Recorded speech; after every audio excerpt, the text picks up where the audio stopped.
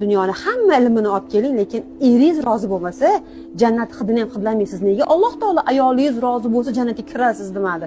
Eringiz rozi bo'lsa dedi. Menga shunaqa savol kelib qoldi-da, direktimga yozishibdi. Opajon, nima maslahat berasiz? Men Rossiyada ishlarim o'xshamadi, qaytib kelsam, ayolim boshqa boyroq odam topib, u bilan gaplashib ketibdi. Men buni kechira olmadim, biz ajrashdik.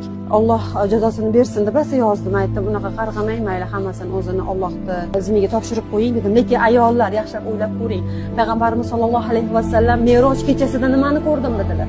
Essiz. Ummati ayollarimni 3dan 2 qismi do'zaxda ekan demadilarmi?